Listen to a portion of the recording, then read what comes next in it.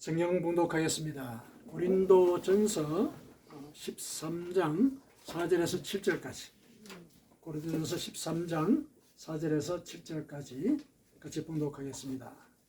사랑은 오래 참고 사랑은 온유하며 시기하지 아니하며 사랑은 자랑하지 아니하며 교만하지 아니하며 무례하지 아니하며 자기의 유익을 구하지 아니하며 성내지 아니하며 악한 것을 생각지 아니하며 불의를 기뻐하지 아니하며 진리와 함께 기뻐하고 모든 것을 참으며 모든 것을 믿으며 모든 것을 바라며 모든 것을 견디느니라. 아멘. 올해가 을사년이라 그러죠. 을사년. 을사년 새해가 밝았습니다. 새해는 마치 우리가 한 번도 발을 들어 놓아 보지 못했던 땅과 같습니다. 한 번도 가보지 못한 그런 땅. 그게 우리 눈앞에 펼쳐져 있는 것이죠. 그런데 그렇다고 해서 그냥 멀뚱멀뚱 이렇게 쳐다볼 수만은 없는 그런 또 상황이기도 하죠. 왜 그러냐면은 이미 우리가 지나왔던 그 땅은 우리 뒤에 사라져 버렸거든요. 돌아갈 수가 없습니다. 그러니까 우리 앞에 놓여져 있는 저 땅 한 번도 밟아보지 못했지만은 앞으로 가야 됩니다. 그게 우리 앞에 놓여진 조건이죠. 돌아갈 수가 없거든요. 작년이라는 시간이 없어지지 않았습니까? 없어졌거든요. 앞으로 우리는 가야 됩니다. 앞으로 가는 데 있어서 사람들은 되게 크게 한 두 가지의 어떤 마음가짐을 갖죠. 내가 가야 되는 저 땅, 저기에 내가 길을 내겠다. 이런 생각을 갖고 발을 내딛는 사람하고 상황 봐가지고 상황이 허락하는 대로 내가 길을 한번 또 따라갈 것이다. 길이 나는 대로 따라갈 것이다. 이렇게 이제 생각을 하는 그런 경우들이 있겠죠. 크게 이제 원론적으로 얘기를 해서 크게 이제 두 가지로 얘기를 해볼 수가 있는데, 상황이 허락하거나 또 길이 만들어지면 가겠다라는 이제 이런 그 마음 자세. 물론 이제 어떤 면에서 보면은 물 흐르듯이 살겠다. 그렇게 인상을 주죠. 물 흐르듯이 산다. 이런 인상을 주는데, 실은 그런 태도에서 우리가 조금 이제 생각을 먼저 가져봐야 되는 부분이 뭐냐면은, 상황이 어떻게 될 것인지 우리가 미리 짐작하거나 알 수 있느냐, 그 우리가 먼저 생각해 봐야 되죠. 상황이 허락하면은 내가 길을 가겠다 했을 때 그 상황이 어떻게 전개될 것인지 우리 모른단 말이에요. 그러니까 상황이 허락하면이라는 이 조건이 전제부터 잘못되었다는 거예요.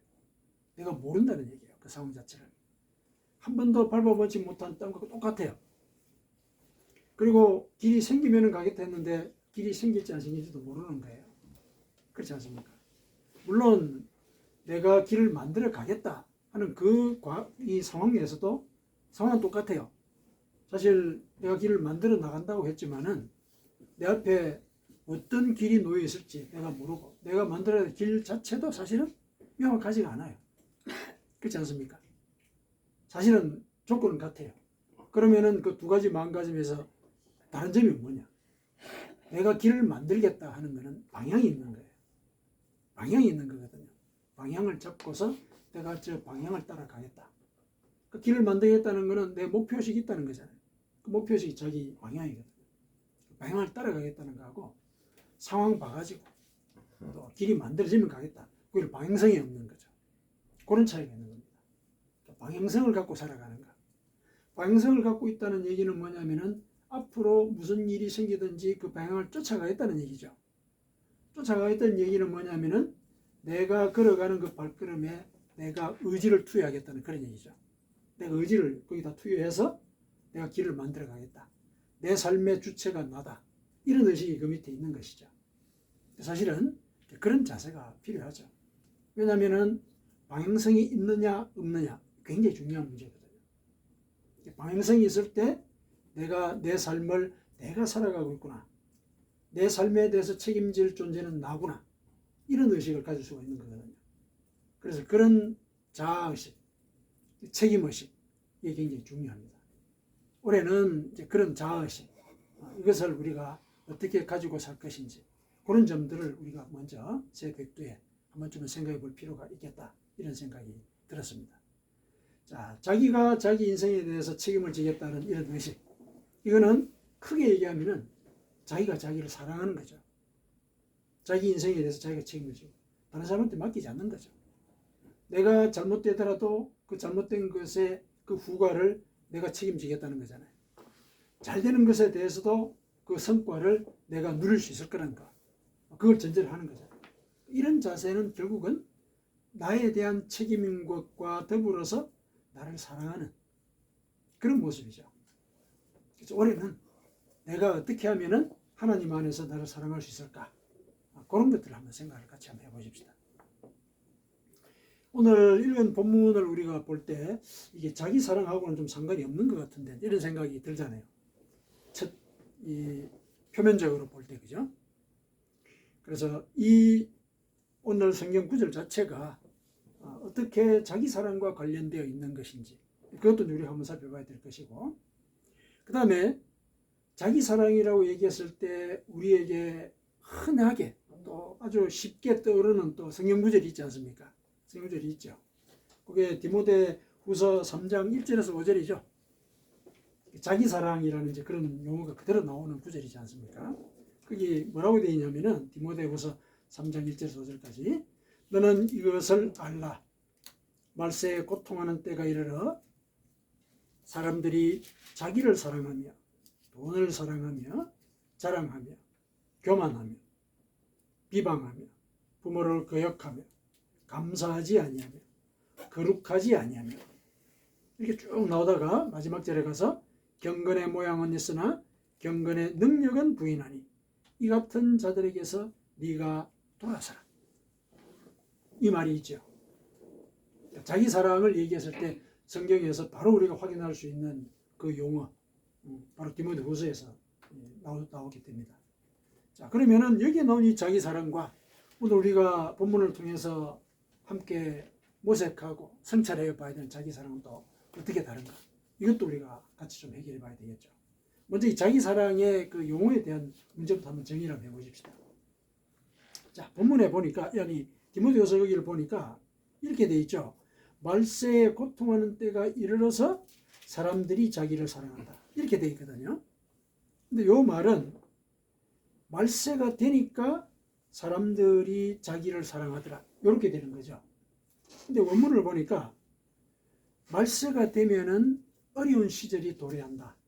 고통이 도래한다는 얘기예요. 왜냐하면 사람들이 자기를 사랑하기 때문에 그렇다. 이렇게 돼 있어요. 그 말세가 우리가 초래한다는 거예요. 말세의 그 고통이라는 게. 말세가 그냥 와가지고 우리를 고통스럽게 하니까 사람들이 자기를 보호하기 위해서 자기를 사랑하고 이런 개념이 아닌 거예요. 그 말세의 고통이 오게 되는데 그 고통을 우리가 초래한 거예요. 우리가. 자기를 사랑하기 때문에. 돈을 사랑하기 때문에. 교만하고 자랑하기 때문에 말세가 오게 되고 말세의 사람들이 고통을 겪는다는 거예요. 그런 차원이죠. 방향이 다르죠. 그렇죠? 이 말세에 대한 이 해석 자체가. 그러니까 우리말 본문은 이제 어쨌든 그렇게 해석이 되어 있어요. 번역 자체가. 원문은 이제 그런 의미다. 그런데 여기서 자기를 사랑한다라는 이 행위나 혹은 이런 개념이 돈을 사랑하고 자랑하고 교만하고 비방하고 이것과 같은 수준에서 얘기하고 있잖아요. 그렇죠? 같은 수준에서 얘기를 하고 있거든요. 똑같이 자기를 사랑하는 것뿐만 아니라 교만하는 것, 자랑하는 것, 돈을 사랑하는 것, 이 모든 것들이 말세의 고통을 초래한다. 이렇게 얘기하고 있거든요. 그렇다면 여기서 얘기하는 자기 사랑이라는 것은 뒤에 나오는 돈 사랑, 자랑, 교만하고 같은 수준의 얘기예요. 그러니까 디모데후서에서 나오는 이 자기 사랑은 결국 자기의 정욕과 탐심을 쫓는 그런 행위를 언급하는 것이죠. 자기의 정욕과 탐심을 쫓는다는 게 뭐예요? 자기 마음대로 하겠다는 거죠. 자기가 뜻하는 대로. 질서를 안 지킨다는 그런 개념보다도 그 밑바닥에 내 속의 욕구대로 하겠다는 거잖아요. 내 속의 욕구대로. 내가 하고 싶은 대로 하겠다. 그게 자기 사랑이라는 얘기예요. 그거를 이 바울 사도가 경계하고 있는 것이죠. 이 자기 사랑이라고 하는 것은 바로 자기의 정욕과 탐심, 자기 마음대로 하려고 하는 그런 태도다. 근데 사람들이 왜 자기 마음대로 하려고 그럴까요? 자기 마음대로 하려는 그 근본적인 이유가 뭡니까? 그 근본적인 이유도 가만히 따져보면은 그것도 구원에 대한 개념과 관계 있어요. 자기 마음대로 하고 싶은 게 왜 그래요? 자기 뜻대로 하고 싶다는 것은 뭐냐면 자기가 자기를 구원하고 싶다는 거 아니에요. 물론 그 방법이 육신적인 방법을 따르는 것이 조금 차이가 있지만은 어쨌든 목표는 구원이에요. 자기 마음대로 하는 거. 자기가 마음대로 하는 그 순간은 자기는 구원을 얻는 거잖아요. 그죠? 논리적으로 얘기를 하면 자기 마음대로 했으니까. 그런 차원의 그런 자기 사랑, 자기 구원. 그게 경계에 되는 구원이다. 경계에 되는 자기 사랑이다. 그걸 얘기하고 있는 것이죠.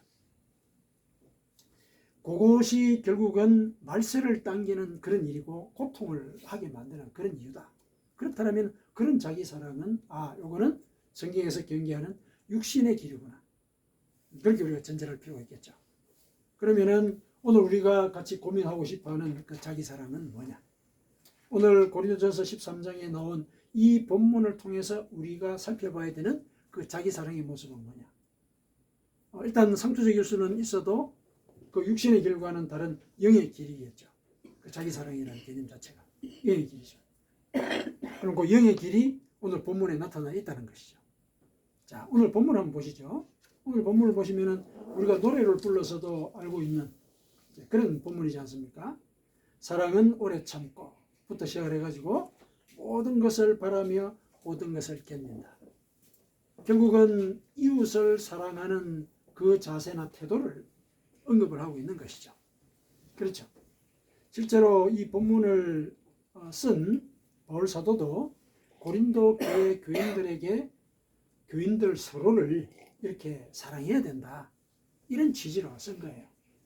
교인들이 예배를 드리러 와가지고 하나님께서 가르치는 그 말씀을 쫓아서 살려고는 하는데 그 과정에서 성령의 은사를 받았거든요. 사람들이 막 방언도 하고 어떤 사람은 지혜가 뛰어나고 어떤 사람은 지식이 막 넘쳐나고 또 어떤 사람은 병도 고치고 이런 그 성령의 은사가 막 생겼어요. 그러다 보니까 사람들이 그게 하나님의 선물인 걸 각성하지 못하고 자기 능력으로 자기의 어떤 경건의 능력으로 그런 은사가 왔다고 생각해가지고 그런 은사를 갖지 못하는 사람들을 하시하고 비판하고 서로 또 자기가 못 가진 것에 대해서 또 질시하고 이런 일들이 막 벌어졌어요. 고린도 교회가 갈등이 굉장히 심했어요.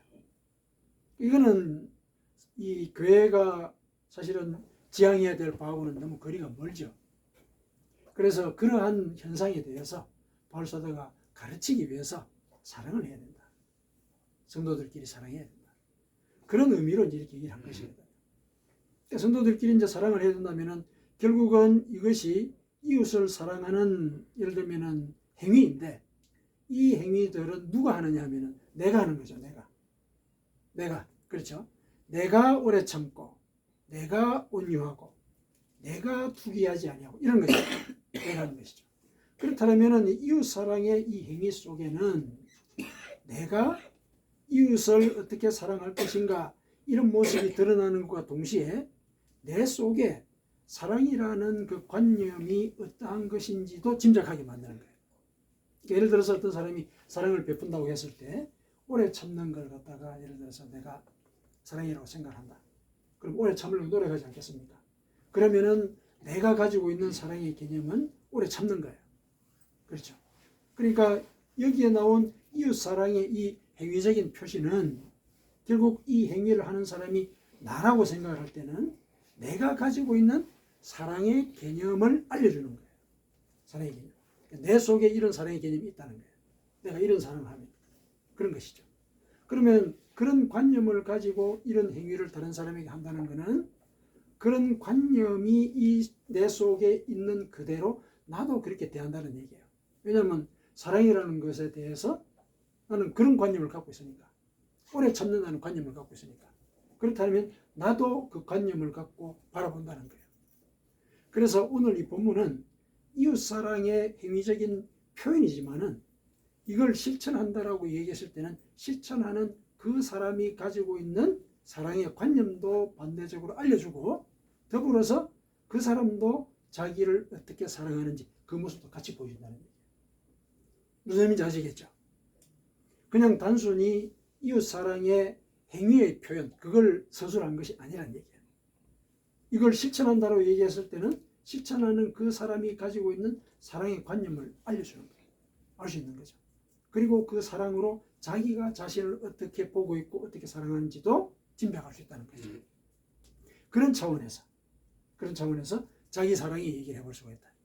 그렇다면 오늘 본문은 뭐냐면은 이웃을 이렇게 사랑하는 게 결국은 나를 이렇게 사랑하는 그런 얘기예요.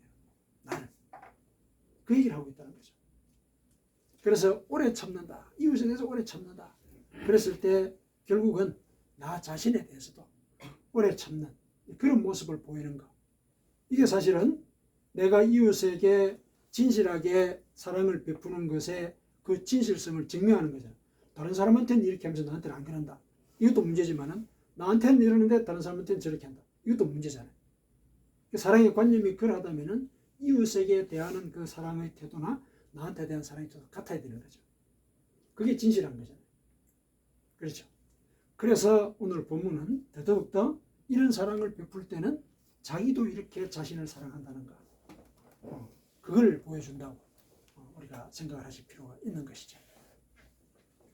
그래서 오래 참는다. 그랬을 때 우리가 이제 한 가지 예를 한번 들어보십시다. 그러니까 이웃을 예를 들어서 오래 참는 그런 상황이라 그러면은 제일 먼저 내가 말을 조심하죠. 그렇죠. 은행을 조심하는 게 오래 참는 것의 제일 첫 번째 아마 그 표현이죠. 말로 이웃을 이렇게 해치고 상처를 주는 경우가 제일 많지 않습니까? 제일 많거든. 그리고 또 상대방의 입장이나 처지에 서서 그걸 한번 공감을 하는 그런 시간을 갖는가. 그렇죠? 그렇게 할 때 내가 사실은 오래 참는 그런 훈련을 하는 것이고 오래 참는 사랑을 상대방에게 베푸는 것이거든요. 근데 이것이 제일 아주 흔한 시험대가 식당이에요. 아주 흔한 시험 자리가 식당이거든요. 식당에 가잖아요. 밥을 먹으러 간단 말입니다. 가면은 말을 참지 않게 될 상황이 막 벌어지는 경우가 꽤 있죠. 꽤 있습니다. 제일 먼저는 예를 들면은 그 일하는 분이 우리를 좀 불친절하게 대할 경우 있잖아요. 그렇죠? 화가 나죠. 내가 내 돈 내고 음식을 먹으러 왔는데 불친절해요. 오든 말든 막 대답보지도 안 하고 주문을 해도 늦게 오고 막 이러면 이제 화가 막 나죠. 속에 이렇게 막 뭔가 이렇게 솟구치죠. 그러다 보면은 예를 들면은 뭐 화를 내기도 하고 거세게 항의하기도 하고 그런 측면도 있지만 네. 어쨌든 뭐 그걸 의도하고 내가 지금 이런 얘기하는 거 아니에요. 네, 어쨌든 이제 화를 막 이렇게 내고 그리고 더 나아가서는 가르치려고 해요. 그렇게 하면 되느냐? 그렇게 하면 되느냐? 가르치려고 해요. 가르치려고 하죠. 그러는 경우가 이어지거든요. 그거는 그 밑바닥에는 이제 어떤 의식이 깔려 있다라고 생각을 하느냐면은 내가 돈을 내기 때문에 그것에 대한 그 그 혜택을 누릴 권리가 있다고 생각하는 거죠. 권리가 있다. 좋습니다. 음식에 대해서 돈만큼의 권리를 주장하는 건 옳아요. 옳습니다. 그렇죠? 거기에 대해서 예를 들어서 뭐 서비스가 불충분하거나 또 조금 이렇게 우리가 오해할 만한 그런 상황들이 벌어지거나 그랬을 때는 얘기는 할 수 있죠. 시정해 달라고. 물론 그때는 이제 부드럽게 얘기를 할 필요가 있죠. 그게 이제 오래 참는 그런 모습이니까 부드럽게 얘기하고 또 요청하고 또 요청해도 늦게 오면 좀 기다리고 그게 이제 필요하죠. 그렇게 필요한데 더 나아가서 가르치려고 하는 문제가 있어요. 가르치려고 하는 거. 그러면 되겠느냐? 예를 들면 그죠? 아니 서비스업에 종사하는 사람들이 그런 정신이 없어서 어떡하냐? 예를 들면 뭐 이런 식으로 그리고 뭐 위생 상태가 뭐 이러면 되게, 예를 들면 이런 식으로까지 얘기의 꼬리를 뭐 자꾸 이제 가르치는 그런 이제 모습을 보이거든요. 거기까지요. 그런 모습들 밑바닥에는 예를 들면은 내가 상전이라는 거예요. 상전. 내가 상전이고 저 사람은 나를 섬겨야 되는 종이라는 생각이 있는 거죠. 그러니까 가르치는 거예요. 사실 그 일하는 그분이 내가 이해하지 못하는 어떤 조건 때문에 상태가 저렇게 불친절한 상태로 됐을 가능성이 있잖아요. 모르는 거거든요. 왜 저렇게 불친절할까? 무슨 일이 있었던 거예요. 설명할 수 없는 일들이. 그런 상황, 그런 것들을 우리가 조금 미리 짐작할 필요가 있다는 것이죠. 그래서 말 한마디를 할 때도 이렇게 목소리가 원래 큰 사람은 조금 목소리를 좀 낮춰가지고 의도를 좀 낮추고 또 이렇게 부드럽게 얘기를 하고 조금 기다리고 이런 걸 보여줘야 되거든요. 그런 게 그 오래 참는 것의 그 하나의 뭐 대표적인 사례죠. 이웃을 우리가 생각할 때. 그 식당에서 일하시는 그분은 예를 들면은 내가 예를 들어서 자주 만나는 사람이 아닐 수가 있잖아요. 낯선 사람이거든요. 낯선 사람에게 실은 이렇게 예를 들면은 오래 참는 모습. 이거는 우리 하나님을 믿는 사람으로서 제일 첫 번째로 갖춰야 되는 그런 조건입니다. 그렇게 하도록 우리가 일상 속에서 노력을 해야 되는 것이죠. 그런 모습들이 뒤에 쭉 따여지는 거죠. 쭉 따여집니다. 온유하고 투기하는 자가 되지 아니하고 자랑하지 않고 교만하지 않고 이런 것들 있죠. 다 이웃들에 대한 우리 마음의 표시예요. 그런데 이웃들에 대한 이 마음의 표시는 결국 내가 나를 어떻게 생각하느냐, 그런 생각들도 우리가 여기서 읽어낼 수가 있는 거죠. 읽어낼 수가 있는 거예요. 내가 나 자신을 스스로 상처를 주는 경우도 있거든요. 내가 다른 사람에게 내 상황을 자랑함으로써 그 사람에게 상처를 주는 것과 같이 나도 나를 상처를 줄 때가 있거든요. 그렇다면 이거는 나에 대해서 내가 교만한 거예요. 자랑하는 것 자체가. 다른 사람에게 자랑했지만은 그 사람 밑바닥에는 자기가 자기 스스로에게 교만하는 그런 상황이 벌어지고 있는 것이죠. 오늘 본문은 그렇게 이해를 할 필요가 있다는 것이죠. 그렇게 해서 우리가 올 한 해는 내가 나를 사랑하는 그 모습들, 이런 것들을 많이 만들어가는 이런 시간이 되었으면 좋겠습니다. 사실 한번 이 본문 한번 생각해 보세요. 본문을 이렇게 생각해 보세요. 내가 오래 참고 있는 거예요. 내가 온유한 거예요. 내가 시기하지 않는 거예요. 내가 자랑 안 해요. 교만하지도 않고. 이런 모습을 한번 객관적으로 보십시오. 내가 그러고 있다. 사실 얼마나 자랑스럽습니까? 나 스스로에 대한 가치가 높아지는 순간이잖아요. 그러니까 이웃에게 이런 사랑을 베푸는 그 모습을 한번 상상해 보자는 거죠. 그러면은 그게 나를 얼마나 자부심을 갖게 만들겠어요. 자신에 대해서. 아, 내가 오래 참는구나. 아, 자랑하고 싶었는데도 저 사람의 상황을 생각해서 내가 이걸 참았구나. 이거는 의식적으로 나 스스로에 대해서 자부심을 가져야 될 일이에요. 왜냐하면 내 가치가 높아지는 거죠. 그렇지 않습니까? 내 가치가 높아지는 거죠. 자랑을 해가지고 다른 사람들이 내 앞에서 기가 죽는 그 모습을 본 거하고, 그죠? 그다음 돌아와서 내가 말을 참았어요. 그래서 그 사람이 자랑한 걸 내가 들어줬어요. 그 두 가지를 저녁에 잘 때 생각해 볼 때 어떤 게 잘했다고 생각할까요? 우리가 가만히 생각해 보세요. 우리는 내 말을 참았던 그걸 더 자랑스럽게 생각해요. 우리가 본질이 그래요. 기본적으로. 다른 사람을 짓누르고 싶어요. 짓누르고 싶지만은 짓누르고 나면 죄책감이 들어요. 잘못했다 생각이 들거든요. 기본적으로. 그렇다면은 나를 다스리는가? 그게 잘한 거죠. 우리가 모든 조건들이 다 정리가 되고 잠을 잘 때 되면 지정신이 돌아와요. 나 자신을 본단 말이죠. 그러면 후회하거든요. 그런 상황에서 아, 오늘 내가 무례히 행하지 않았구나. 내 유익을 구하지 않았구나. 성을 안 냈구나. 악한 것을 생각지 아니하고 불의를 기뻐하지 않았구나. 이런 생각을 저녁에 하게 될 때 얼마나 자기 자신에 대해서 자부심이 느껴지겠습니까? 물론 그게 뭐 이렇게 자랑하고 뭐 그런 문제는 아니죠. 자기 스스로에 대한 생각이니까. 자기만 알고 있는 거예요. 자기의 가치를. 자기가 자기 가치를 이렇게 확인하는 이런 시간들이 많이 쌓였을 때 우리의 믿음도 그리고 우리의 사랑의 영향도 커가는 거죠. 커가는 거죠. 왜 믿음이 커지냐? 이거 하나님이 이렇게 하라고 얘기하신 거니까. 그래서 그 말씀을 따라가는 거니까 내 믿음이 커지는 거죠. 그런 기억들, 이런 기억들이 우리 올 한 해 많이 새겨져야 할 것입니다. 우리가 몇 주 전에 같이 말씀을 나누지 않았습니까? 마태복음 25장에 우리가 최후 심판 때 가져가야 될 게 있다 그랬지 않습니까? 뭘 가져간다 그랬습니까? 하나님 왜 가져가야 될까? 하나님 왜 가져가야 될까? 기억이죠. 사랑의 기억. 마태복음 25장에는 뭘 판단하세요? 진실로 네가 내 옆에 작은 자를 사랑했느냐? 그게 판단의 기준이라고 그러지 않았습니까?